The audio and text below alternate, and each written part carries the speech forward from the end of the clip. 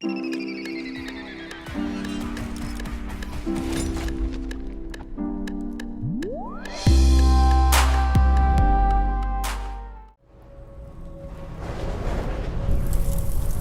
millennia, they formed worlds, and Gielinor was their perfect creation.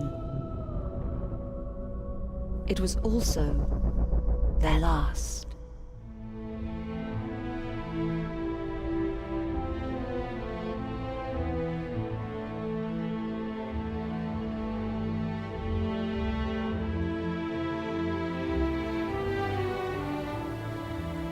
Gielinor lay silent and concealed. But all treasures must be found. A young god named Guthix came upon the world, and he was overwhelmed by its beauty. He desired to share it with others. Gateways were opened, and he brought in peaceful beings. They tended the land and lived in balance with the world. Gielinor was in the hands of mortals, and the time had come for Guthix to leave. He journeyed under the earth and slept. But Guthix was not the only god. One by one, others found Gielinor, and instead of a world of balance, they saw a world of opportunity. New races swarmed through portals with no desire for peace or harmony. They were schemers, warriors, killers. Violence was swift to follow. God fought God. Mortal fought mortal. And a powerful few dared to fight their masters. Out of chaos, the god wars erupted, raging for centuries. In the north, a god named Zamorak tore a continent asunder. Gielinor, once perfect, was forever scarred. The world cried out with pain, and Guthix broke. He cast the gods out.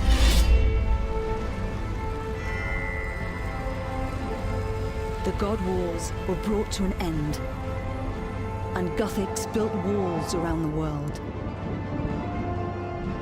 No god could set foot on Gielinor. It was a gift to mortals. Soldiers lay down their arms. Peace returned, and cities were built on battlefields. The gods despised that peace. They clawed at the boundaries of the world, hunting for a weakness. And mortals went about their lives, but they could not have anticipated what would happen next. An upheaval that would change Gielinor forever.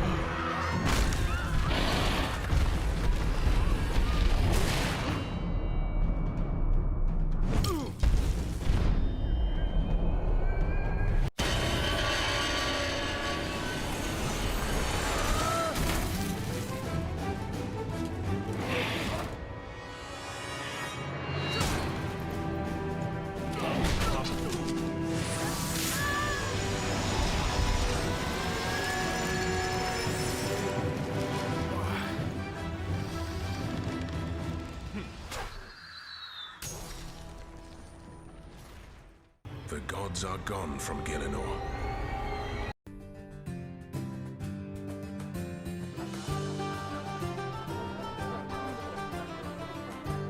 Adventurers aren't born. They are forged.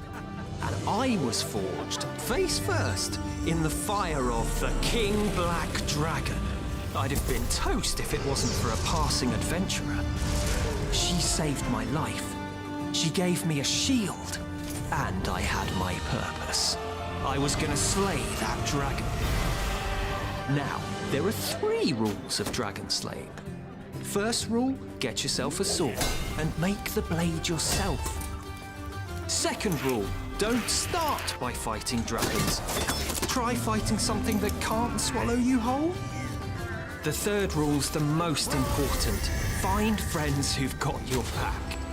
You'll have to share your loot, sure, but friendship is probably worth it.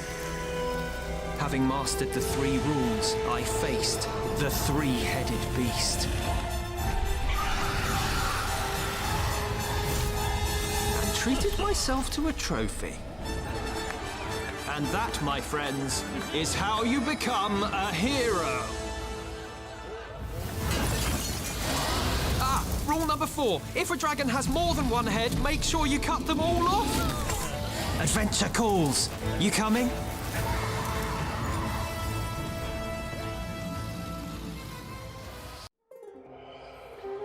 Am I not a just ruler? Has this great golden city not prospered under my reign? Then why do vagrants bay at my walls? Thieves pry at my coffers, and assassins hound my step. There's more to the world than this. You need to forget what you know, and embrace what you don't. 'Cause there's treasure in the Eastern lands, just not where you'd expect it.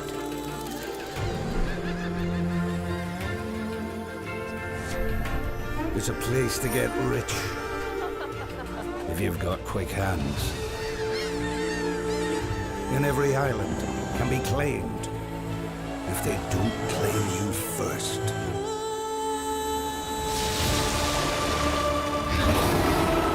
So come to the Eastern lands, fill your boots, and I promise we won't steal them from you. Kharid-et was truly forsaken. Though it fell right at the beginning of the Third Age, it has remained untouched for millennia. The place is filled with the ghosts of its past. It's a wonder none of the archaeologists have encountered them so far. It is clear to us now why the monolith wished for us to dig here. The magical readings are off the charts. I feel we have only scratched the surface of what ancient magical power sits beneath here, buried in the shadows. The Russian Empire's very existence was once the greatest of archaeological mysteries for us to uncover, and we achieved that here at Sentistan. And although the Empire was supposedly sprawling, it was so utterly destroyed that finding a near-intact fort buried beneath the sands is cause for celebration. The monolith has a strong connection with something buried deep beneath this fort, however. Was the monolith itself Zerosian? No, surely not. It's beyond ancient. There is only one way to find out what the connection is. We must dig deep at Kharid-et and discover what lies beneath. Its directions to the source. It points northwest, but the distance and depth are unclear, variable. At least Mavario seems confident we are digging in the right place. He explores rumors of a cult that seemingly operated in this area throughout the Third Age. Though what the source itself actually is remains a mystery. Perhaps all of this is due to the chaotic nature of the thing. The monolith revealed this chaotic nature to me.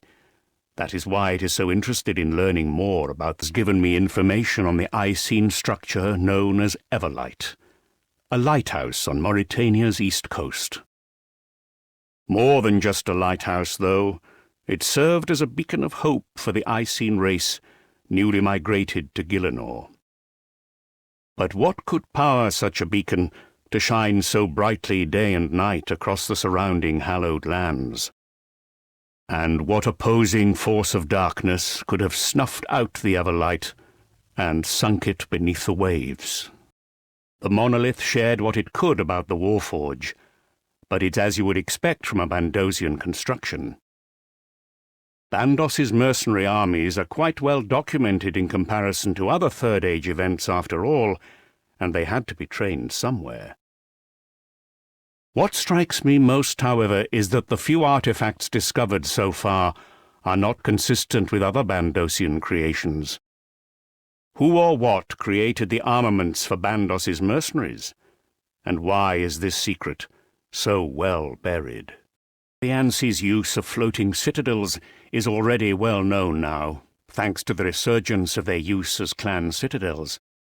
Yet Stormguard, it seems, was an incredibly well-kept secret for it to be rediscovered only now, many ages on. What secrets has it held for all this time, floating above our very heads? What wonders might it hold? The monolith has no further information to share here. Stormguard is a mystery even to it, and it wants to learn. Good people of Gielinor, thank you for coming. For those of you who do not know me, my name is Sarah. Some call me the goddess of the elves.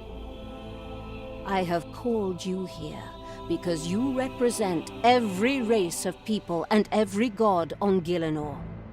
There is a threat which faces every one of us, one you may be unaware of.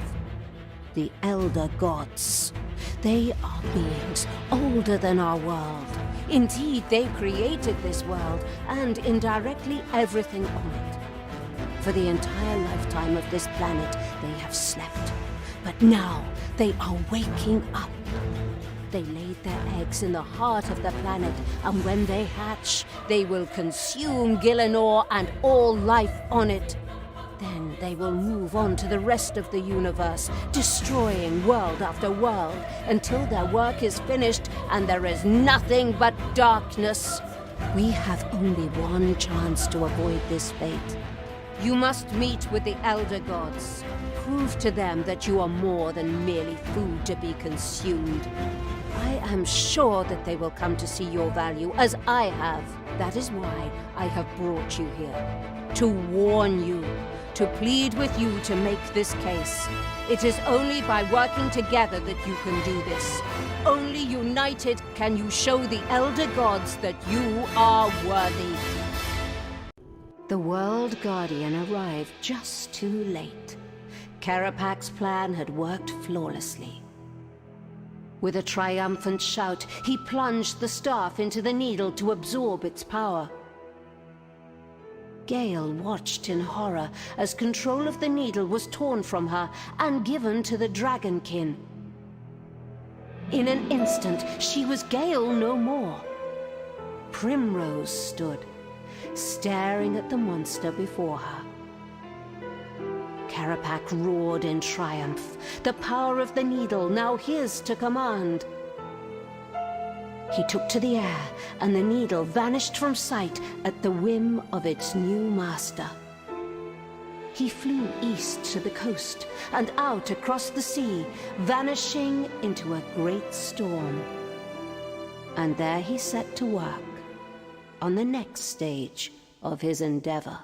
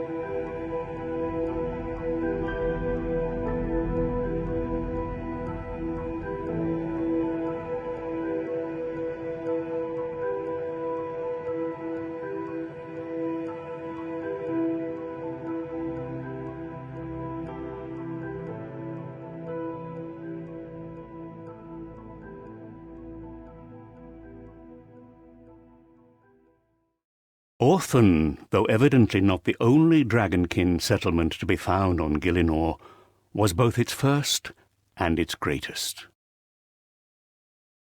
When Anachronia was brought forward in time, it gave us the rare opportunity to study Dragonkin civilization, even if only via the ruins of Orthen.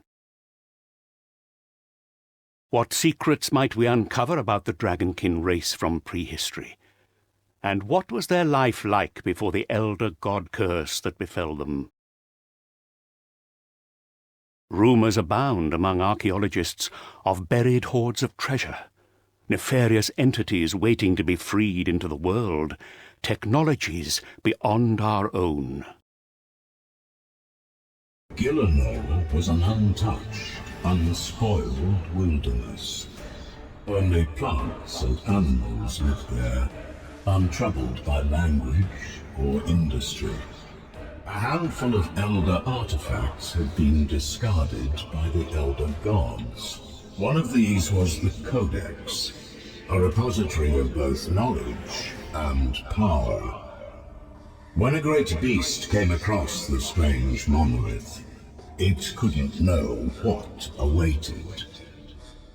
It emerged from the Codex fundamentally changed. It was a Colossus, an animal demigod, the ultimate apex predator, unchallenged.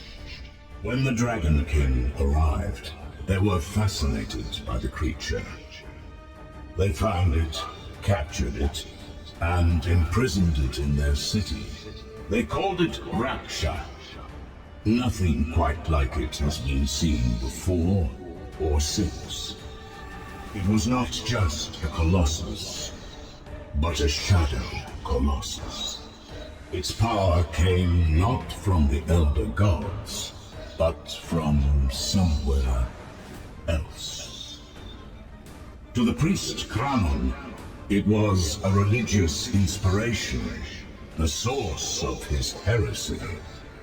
The scientist, Kerapak, took a very different line of inquiry. He experimented until the beast was of no more use to him. I recommend that you do not allow it to leave the complex. The damage it could inflict is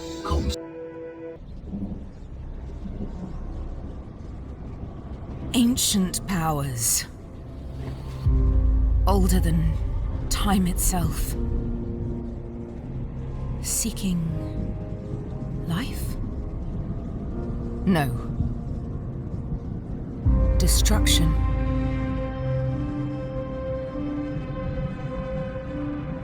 Deadly forces gather. We must prepare.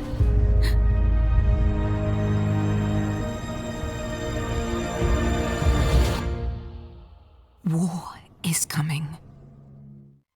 I was not always Azzanandra, your trusted friend. 6,000 years ago, I was Azzanandra, Pontifex Maximus of the Zerosian Empire. I maintained civilization and the rule of my lord against all those who called themselves gods. I am very familiar with Seren's influence. We can no longer rely on this council. They are completely under her sway now. In time they will recover their initiative, but for now they are nothing but puppets. Disappointing, but not unexpected. Seren is obsessed with the adult elder gods. Her guilt and shame blind her to the true threat. It is not the adults who are destined to destroy us. It is their unborn children. If they wake, they will devour this world, and in time, all worlds. If the best these fools can do is waste their time on senseless appeasement, then it falls to us to save them. We must find the Elder God eggs. We must stop them hatching. This world was lush once, green and flourishing, a perfect womb for the sleeping gods. Within their shells they slumbered in a yoke of incredible power. The currents of magic drove more and more energy into the eggs until they reached a bursting point. Sensing the impending birth of their young, the adults pressed in close. With a touch, they imparted their identities and their memories. The eggs burst open and the hatchlings within emerged ravenous. Their mere presence drained all life from the cavern around them. Within moments, every other living thing nearby was dead, drained of all life. Nothing could stop them. The world was doomed. Further and further, their reach expanded, blanketing everything. Minutes later, Frenesque was a desolate husk. The sated hatchlings traveled out into the universe to remake it. In time, they grew old and hid eggs of their own beneath the surface of Gielinor. When they hatch, our world will suffer the same fate as Frenesque. We must stop them.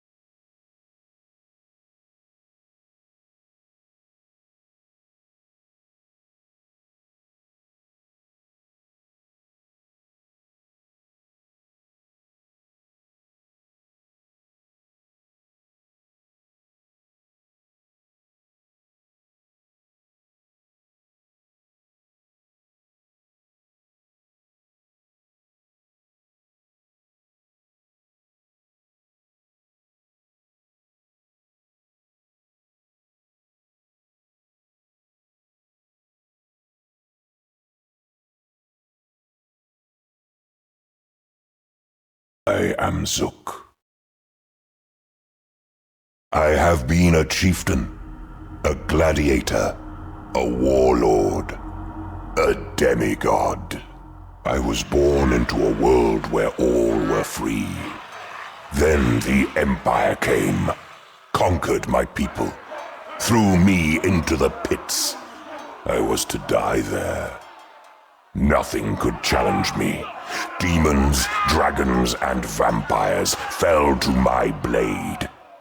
From the great tribune Torva, I won back my freedom. I went in search of worthier foes. Beneath a distant volcano, I found the ultimate arena. The Tok'ha, who shaped the mountains at the dawn of time, battled endlessly. They fell all the same. They called me Tzakal, champion of the fire, the first outsider to defeat them all. For my prize, I claimed the Elder Kiln itself. For centuries, it changed me. I became undying. Like Tok'ha, I am born again within the kiln. Unlike Tok'ha, my mind is my own. The God Wars called to me. The Tok'ha would not follow, but the lava beasts would. We carved through the weak surface dwellers effortlessly. It was only Bandos himself who stopped me. Coward. He chained me within the kiln. When Full needed an army, she had no use for the failed Tok'ha. They were remade, artisans reforged into soldiers. Now they are the Tzek'ha, united in purpose. They serve without question, mine to command. Full wants the eggs, but I pay no heed to her desires. I seek only the glory of combat. Is anyone in this alliance worthy? Refuse me, and your world will end. 1,000 people, and the 10th Legion were annihilated. It was the Second Age, not long after the end of the Kharidian campaign. An expedition returned from the unquiet ocean with a very unusual species of fungus. The fools thought they could turn it into a weapon. A botanical plague they could unleash on the enemies of the Empire. They called it Crosus. Its spores infested the bodies of the dead, spreading and growing. They fed its slaves, tested it, burned away weakness, forced it to evolve. They did their jobs far too well. After one serious breach, they were ordered to cease their work. They didn't. Inevitably, Crosus broke free into the city again, choking the streets with its putrescent growth. Nothing could stop it. Priests and guards alike were powerless, and their bodies only served to fuel its flourishing. I was with the 10th Legion when we were recalled from the border to combat the infestation. After days of fighting, my wings ached and my dragon fire was spent. We razed miles of city to contain it. The Legion were almost completely wiped out. It still wasn't enough. In the end, Lord Zaros was forced to intervene personally. He quarantined this whole district, simply buried it beneath the earth. I thought the remains of Crosus were destroyed. They assured me they were destroyed. They say that of all the elder gods, Bik holds intelligent life in the greatest contempt. She must have found Crosus beneath the graveyard and revived it. Even now, it feeds on the ancient dead. It's already massacred every defender on this front. If we don't drive it back, it will tear the cathedral to pieces. Planets created by the Elder Gods. It was no paradise, but it birthed an industrious civilization whose name is now long forgotten. When the icy comets appeared in the sky, the people of Leng had no idea what awaited them.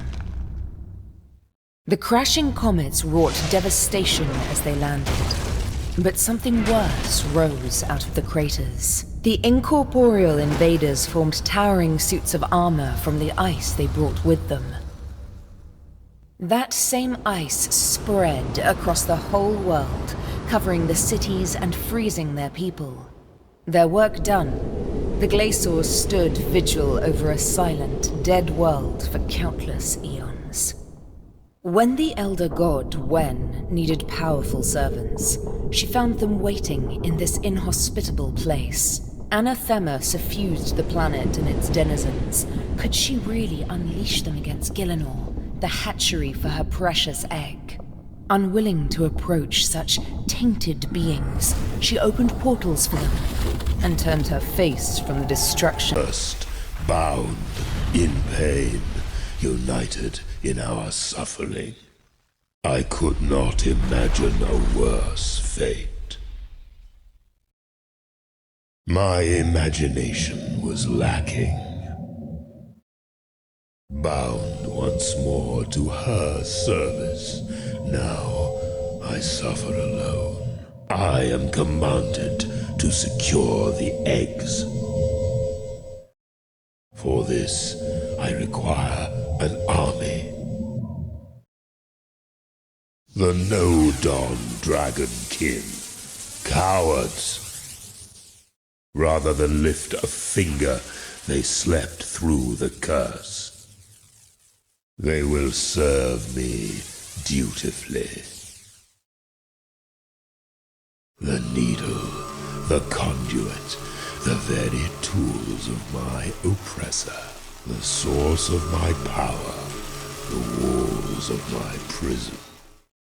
As long as I wield them, I can never be free, but she will not let me give them up.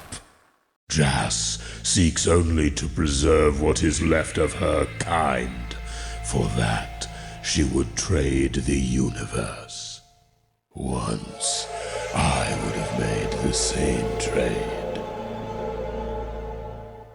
The only thing that matters to me now is my freedom. Let everything else. Jas found us. There was nothing we could do to stop her reclaiming the eggs. She could kill us all with merely a word.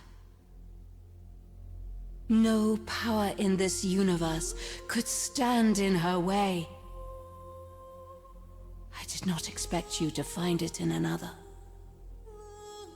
The Shadow Leviathan struck without warning. I felt its presence tear into our reality. It was Karapak that broke the balance.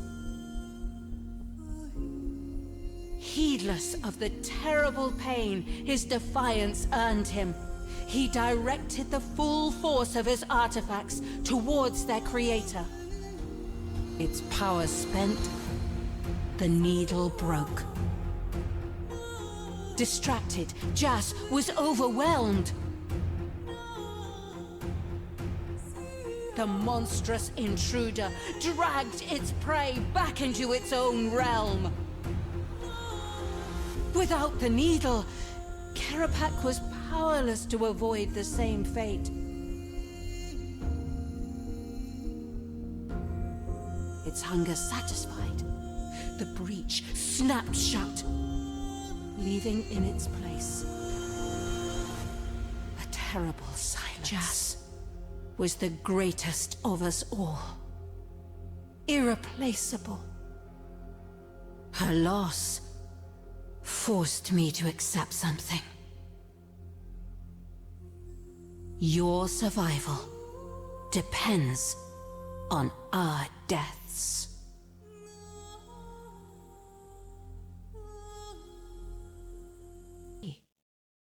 I had no choice.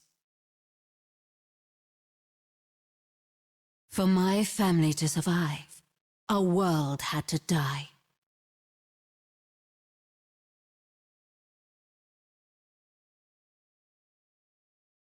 They reached down from the sky, the hands of creation itself, as they to birth their waiting children. Passed from one generation to the next, eons of identity stretching back through time. The eggs burst open. As the lifeless bodies of the adults fell, the power of the newborn children drained all life from the planet. All life. The children. My family. At last, they live. They know me. They love me. They spared me. They have fulfilled their birthright. All other life on Aya is gone. But you survived. How?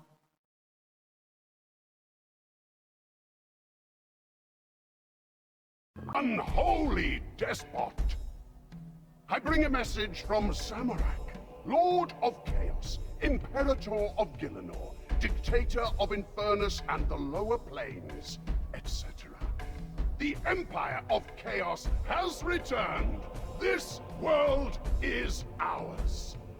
Your armies are spent, O Saradomin, while our demons outnumber the stars. You sit in crumbling fortresses, while our forces attack at their leisure. Your people are starving, while we burn your crops as offerings. Even now, all-powerful Zamorak summons legions to this world from behind an impregnable shield.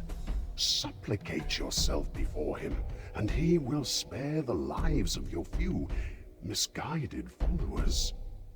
Refuse, and his wrath shall consume all lands. I have lived by one maxim. Liberty or death. RuneScape was the perfect world. Harsh, but fair. Survival forced my people to become the greatest of warriors. Continue the conversation. When the stranger promised us conquest and plenty, we followed him. It was a mistake. On Gielinor, I built a mighty empire in the name of the dark god Zaros. But he and I did not share the same vision for the future. When I saw freedom, he saw only control.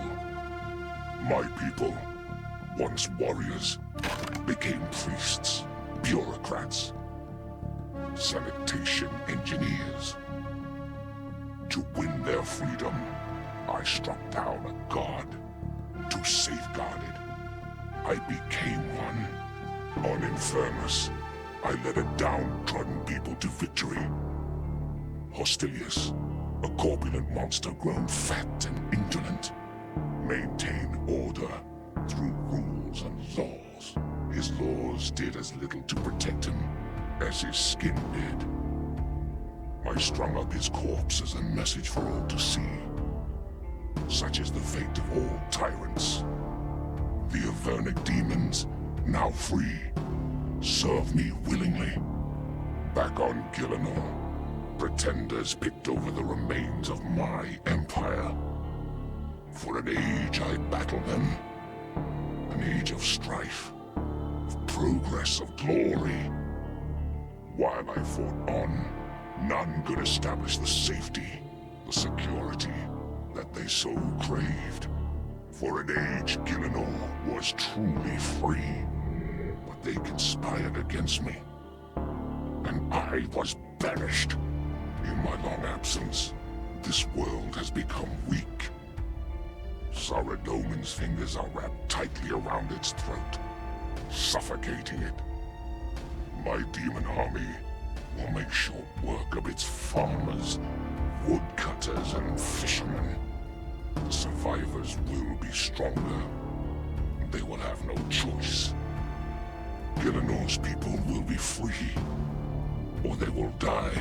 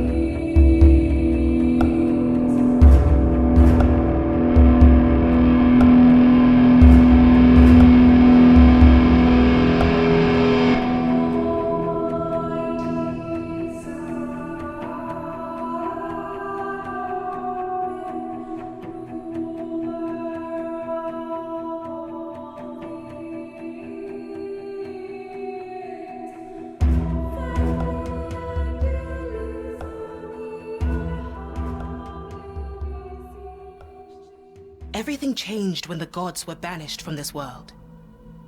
As Basilissa, it is my responsibility to safeguard the human kingdoms and maintain their alliance. But our unity is already under threat. Without a clear leader, the Zamorakians have descended into civil war. Even as we speak, they battle for control of the wilderness.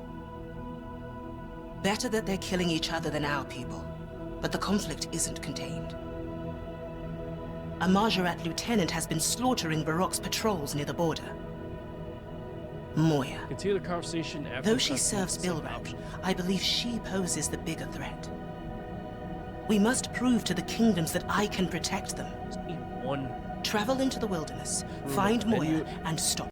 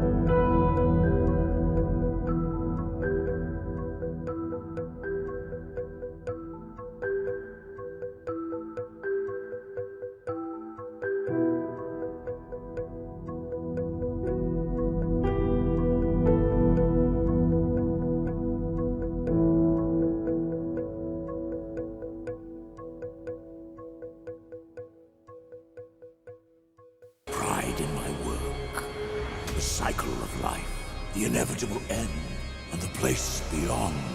Some wish to corrupt that cycle. Raziel, the first necromancer, has risen once more.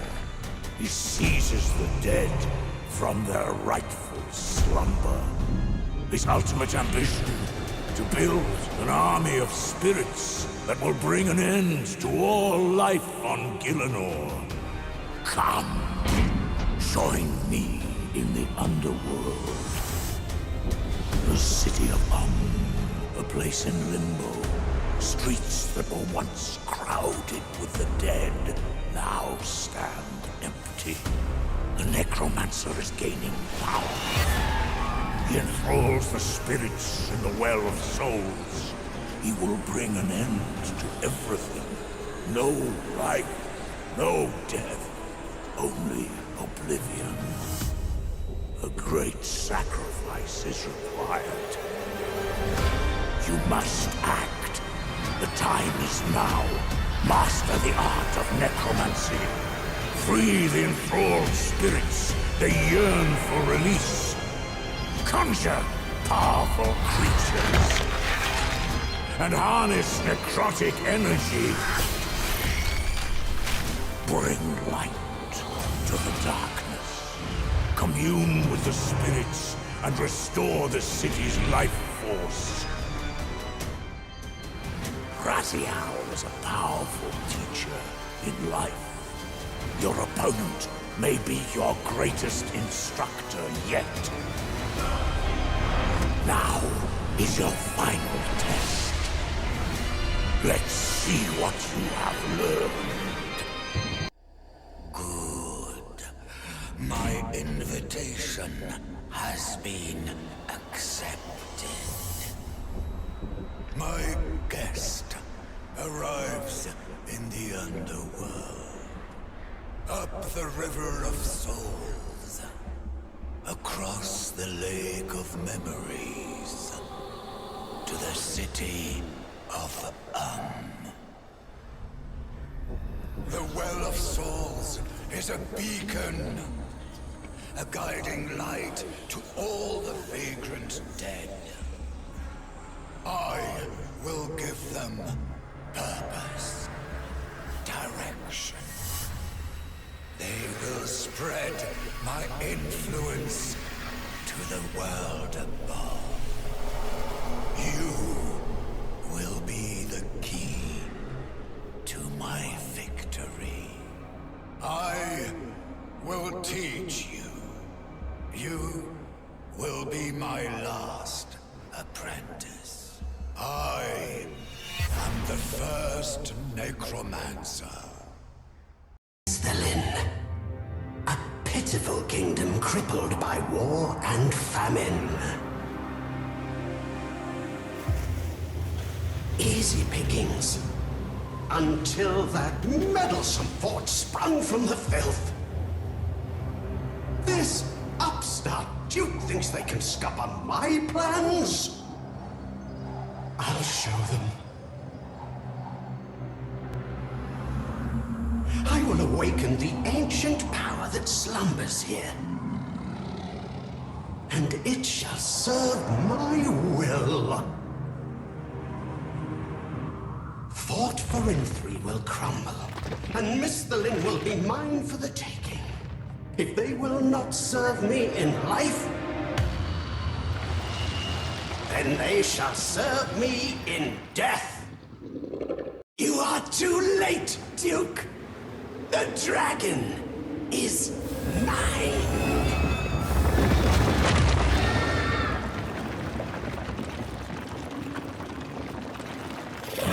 This island shall be your tomb. And nobody will be there to save your precious fort.